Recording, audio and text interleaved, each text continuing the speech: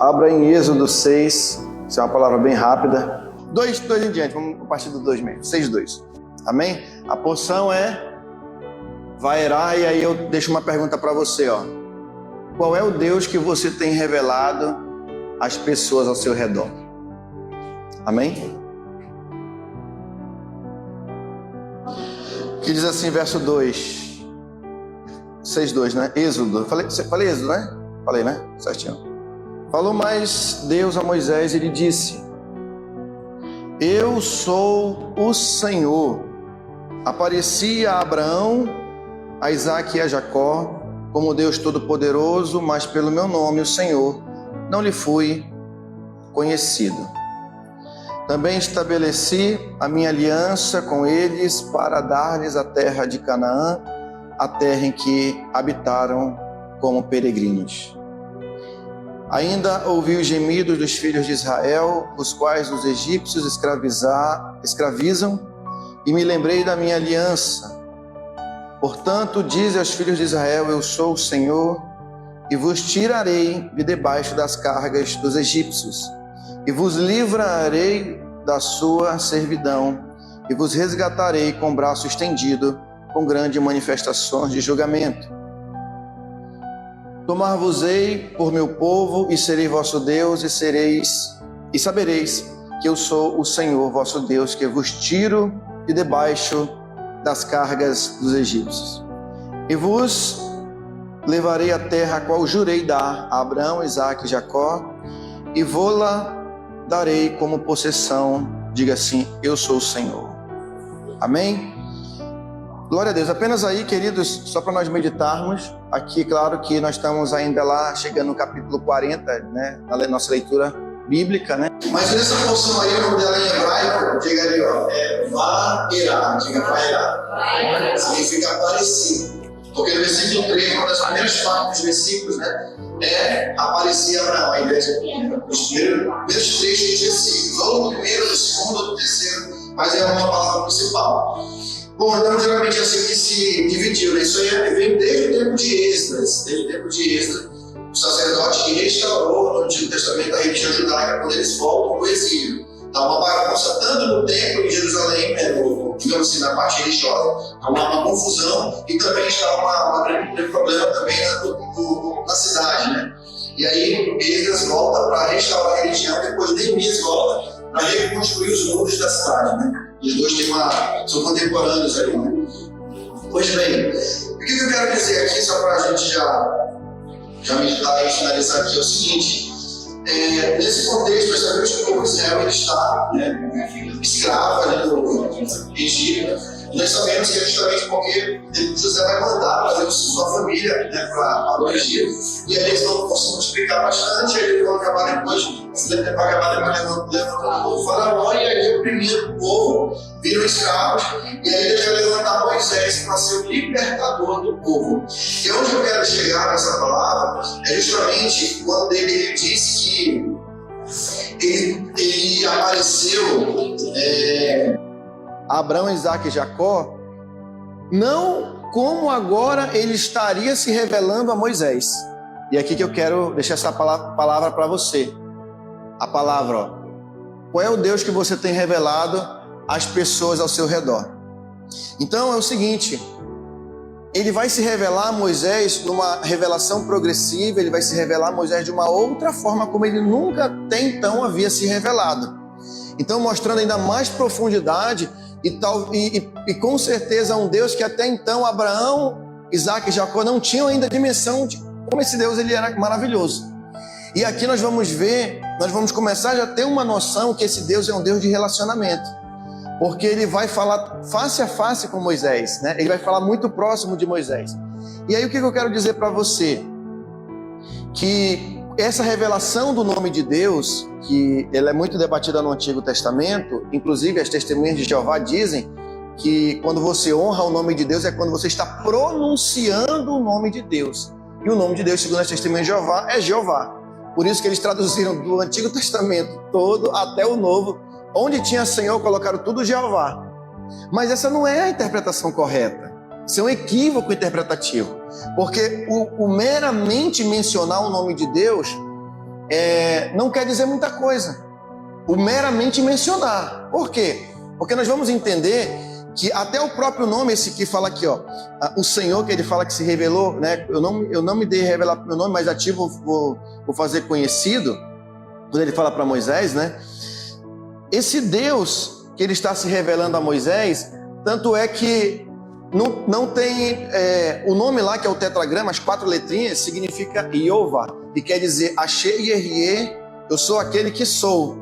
Mas não é a ideia de uma palavra, porque uma palavra também não pode definir Deus. Deus não se limita à palavra no qual ele é revelado. A grande revelação, que é o tema dessa palavra que eu estou trazendo para você, é o que você faz a partir desse relacionamento que você tem com Deus. Então Moisés se moveu através da revelação de quem Deus era, e através do que Deus era, ele foi buscar a libertação do povo. Concorda comigo? O maior império do mundo ser vencido por um Deus que ninguém até então conhecia, apenas Moisés. E Moisés foi um homem de fé igual a Abraão, porque ele falou, bom, se Deus está falando, eu vou lá. No primeiro momento, talvez ele até questionou, eu não sei falar, tentou dar uma desculpa. O ser humano é assim, né? Tenta dar uma desculpa, porque no fundo não está acreditando, a fé ainda não está bem alicerçada. Mas Moisés vai, revela a sua glória através de sinais e maravilhas que vão acontecer, que depois dessas passagens que nós não vamos ler hoje, mas nós vamos ver as pragas vindo sobre os egípcios, Deus condenando todos os ídolos, né, e entidades que existiam ali no Egito, e Moisés conhecendo o poder desse Deus. E aonde que eu quero chegar é que as pessoas ao nosso redor, elas precisam conhecer esse Deus que nós cremos. Você precisa se mover na medida daquilo que Deus é. Você simplesmente falar de Deus para as pessoas não vai mudar muita coisa na vida das pessoas. As pessoas querem ver o quanto você está se movendo em relação a esse Deus que você está crendo, como os testemunhos que foram contados aqui também. De acreditarmos, de orarmos e não, Deus vai fazer, olha, eu estou testemunhando porque Deus fez isso na minha vida. Ou talvez, não simplesmente porque nós vamos testemunhar porque Deus necessariamente teve que fazer algo na nossa vida, mas o simplesmente suportar às vezes situações difíceis. Olha, irmão, eu vou te ser sincero, eu tenho vivido problemas, dificuldades, situações, e olha, eu vou ser sincero, eu ainda estou de pé, porque eu tenho crido. Mas como é que você tem feito? Eu tenho buscado uma vida de intimidade com Deus, eu tenho me aproximado de Deus, eu tenho clamado. Às vezes eu tenho tudo para mim, eu tinha tudo e tenho tudo para desistir, mas mesmo assim eu não tenho desistido. Eu tenho motivos para abandonar, e é esse Deus que nós temos que revelar às pessoas ao nosso redor. Em tudo, às vezes isso é uma repreensão para todos nós, inclusive para mim. Às vezes nós precisamos acreditar mais, se mover mais à revelação que Deus está dizendo. Se Deus prometeu que vai salvar a nossa família, nós podemos estar vendo, irmãos, a nossa família talvez numa situação que aos olhos humanos é impossível, mas eu vou morrer acreditando, irmãos, me movendo em direção, até no último momento eu vou dizer, Senhor, salva a minha família. Às vezes a gente olha para uma situação, olha para algumas pessoas e a gente fala, meu Deus, que situação. Mas até em relação a discípulos, em relação a líderes, em relação ao ministério, em relação à nossa família, nós precisamos nos mover em direção a isso. E Moisés foi entendendo essa dimensão, porque esse nome, Yehye, Asher Yehye, é aquele, eu vou me tornar aquilo que você está precisando. Por exemplo, se você precisa entender nós precisamos entender o que nós estamos precisando em alguns momentos. Por exemplo, às vezes nós precisamos de fé. Senhor, Tu vai ser a minha fé, porque eu estou passando por uma enfermidade, eu estou passando uma situação na minha família, eu vou acreditar e eu vou me mover em direção a isso. E como é que eu me movo em direção a isso? Chorando na presença dEle, clamando na presença dEle, exercitando a minha fé, profetizando, Senhor, está tudo destruído, mas eu vou profetizar, eu vou crer, eu vou ver o Teu sobrenatural. Então é esse Deus que as pessoas precisam ver. Não é o mencionar Jeová como as testemunhas de Jeová erradamente fazem, trazendo uma doutrina muito distorcida, porque não é o mero mencionar de Jeová que vai mudar, porque até os demônios conhecem o nome de Deus, mas não servem a Deus. Agora, quando nós servimos e nos movemos em direção a quem? A esse Deus, aquilo que Ele nos revelou, você vai estar glorificando o nome dEle. E eu finalizo provando para você, Deus não se revelou para Moisés? O que ele falou para Moisés? Vai lá com o faraó. Ele podia assim, não, Senhor, eu vou ficar te cultuando aqui mesmo. Tá bom, só te adorar assim, já conheci o seu nome já. Não, e falou, tem uma missão, esse Deus me deu uma missão. E toda vez que ele ia com o faraó, Deus mostrava a glória dele. E aí, ele se moveu, exatamente, se mover todos os dias em direção àquilo que Deus falou que vai fazer. Eu lembro muito bem, eu tenho uma experiência bem legal. Eu lembro quando a Alessandra Amaro estava gestante, e ela foi buscar lá no hospital, Instituto da Mulher, né? Irmãos, ela tinha passado a noite lá, bichinha lá, irmãos, sofrendo lá com dores, e ela era mais uma no meio da multidão lá, irmãos, mais uma no meio da multidão. E aí eu falei, meu Deus, filha, vamos levar lá para o Mora Tapajós, botamos ela no carro. Eu falei, nós cremos, então filha, vamos orar. E nós viemos orando do hospital, irmãos, eu com medo dela ter neném dentro do carro, né? E aí eu falei, meu Deus, eu tenho que fazer um parto, é uma experiência muito, muito forte, né, nesse momento, né? Não estou preparado para essa experiência ainda. E aí eu vim clamando, ela, ai mamãe, ai, aquela dor, e ela chorando, orando. A gente veio clamando, né, rapaz, mas Deus abriu as portas. É assim que eu estou falando. Olha a circunstância, olha a revelação. Nós vamos nos movendo no meio das circunstâncias. E nós temos que mudar como nós cremos. Quanto mais difícil está, mais incoerente, mais a gente precisa do mover de Deus, nós vamos orar e vamos clamar. Como eu falei, a gente precisava de uma provisão de Deus, porque ou ela tinha filho dentro do carro, ou não sei o que podia acontecer. A gente pensa tudo, a gente está esperando daqui a pouco, aposto nasceu. Aí lá pegar a Agatazinha, né? Aí ia ser uma experiência que eu nem imaginar a experiência, né? Mas Deus guardou e abriu as portas, ela teve lá e foi uma bênção. Então, eu queria dizer assim, a gente se mover, né, no meio. Fico lembrando quando foi a bispa, meu Deus do céu, amor, é hoje, eu fui embora. Eu já clamei, a igreja clama aí que vai vir o herdeiro. Então, queridos, eu quero deixar para você isso, essa palavra. Se mova na medida da revelação desse Deus que é tão grande, que não cabia na cabeça de Moisés. Por isso que a gente precisa de fé, porque ele é tão grande, minha apóstola, ele é tão maravilhoso, ele é tão incomparável, que a mente humana não comporta. Por isso que a gente é incrédulo, porque ele é muito grande e não cabe na nossa mente a grandeza de Deus. Por isso que o livro de Apocalipse, você vai ver que Deus ali, no livro de Apocalipse, no final assim, você vai ver que a gente vai ficar a eternidade servindo a Deus, porque não vai acabar o quanto cada etapa da eternidade que a gente passa, a gente ainda não conheceu Deus ainda, a gente vai continuar sempre e nunca vai acabar, porque ele é incomparável.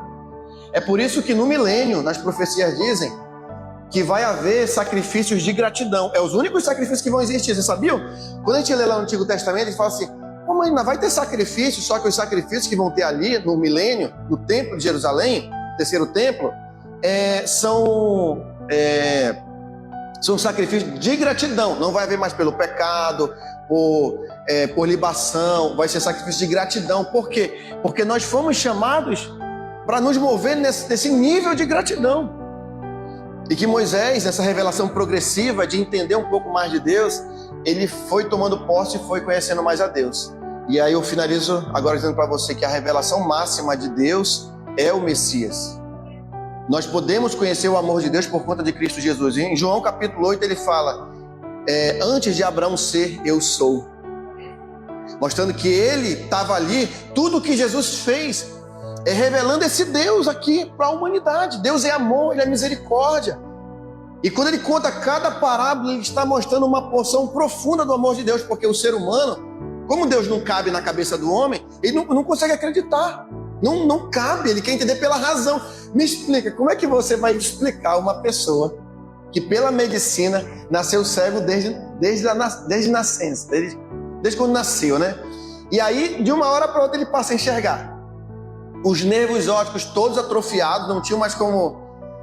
Me explica, como que isso vai entrar na cabeça de uma pessoa? O milagre ninguém explica. A fé ninguém explica. Você toma posse e vive. Amém? Como é que você vai explicar um crente, irmão, que quando não conhecia Jesus era feinho, irmãos? E aí depois de convertido ele fica mais simpático? Me explica isso. É sério. Eis-me aqui. Ficou mais apresentado. Eu falei, meu Deus, como o pecado machuca, destrói o ser humano, né? Ainda bem que a bispa não me conheceu nessa época. Não, se bem que ela me conheceu já numa transição, né? Mas Deus chegou, irmão, porque senão... Olha esse outro milagre, a pessoa enxerga e Deus cega. Para poder depois trazer a visão restaurada. Depois torna a enxergar de novo, né? Só Deus, irmão, só Deus. Queridos, então, Deus abençoe você, tome posse. Esse Deus maravilhoso que as pessoas que precisam conhecer ao nosso redor. Amém? Você pode aplaudir o Senhor? Amém?